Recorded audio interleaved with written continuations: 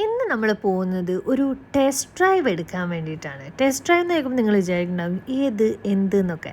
അപ്പോൾ നമ്മുടെ കുതിരാൻ നോക്കൂ, വാവ്, എൻ്റെ ഫേവറേറ്റ് ആട്ടോ.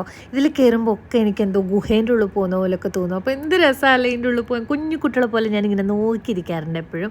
ഇതെൻ്റെ ഫേവറേറ്റ് ആണ്. അങ്ങനെ നോക്ക് നോക്ക് നോക്ക് നോക്ക് കയറി. അപ്പോൾ ഇതാണ് ഞാൻ പറഞ്ഞ സ്ഥലം. നമ്മളവിടെ എത്തി.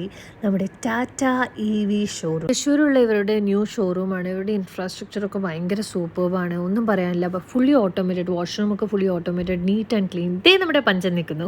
കസ്റ്റമർ സർവീസിനെ കുറിച്ച് പറയുകയെന്ന് വെച്ചാൽ ഭയങ്കര കോർഡിനേഷനും നല്ല നീറ്റായിട്ട് അവർ നമുക്ക് എക്സ്പ്ലെയിൻ ചെയ്തു തന്നു.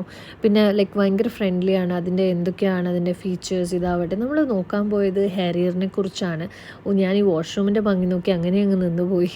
അങ്ങനെ നമ്മൾ ജസ്റ്റ് നമുക്കൊരു കോഫിയൊക്കെ തന്നു. ബ്ലൂ ടൊക്കായുടെ ഒരു ക്യാപ്പച്ചിനോ ആണ് തന്നത്.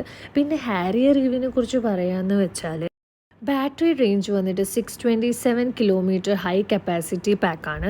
ടാറ്റയുടെ സർവീസിനെ കുറിച്ച് പറയാമെന്ന് വെച്ചാൽ അവർക്ക് ലാർജ് ഇന്ത്യ പ്രസൻസ് ആണ്. അപ്പോൾ ഇതിൻ്റെ പാർട്സ് അവൈലബിലിറ്റിയും ഇത് തന്നെ കിട്ടും നമുക്ക്. ഇതിനെ കുറിച്ച് പറയാൻ ഒന്നുമില്ല, സൂപ്പർ, നല്ല സ്മൂത്താണ്. പിന്നെ ഇതിന് ഓട്ടോമേറ്റഡ് പാർക്കിംഗ് അവൈലബിലിറ്റി ഉണ്ട്. ഓൺ റോഡ് പ്രൈസ് വന്നിട്ട് ഒരു 21 to 28 lakhs ആണ്. അപ്പോൾ എനിക്ക് ഹാരിയർ ഭയങ്കര ഇഷ്ടമായി. സൂപ്പർ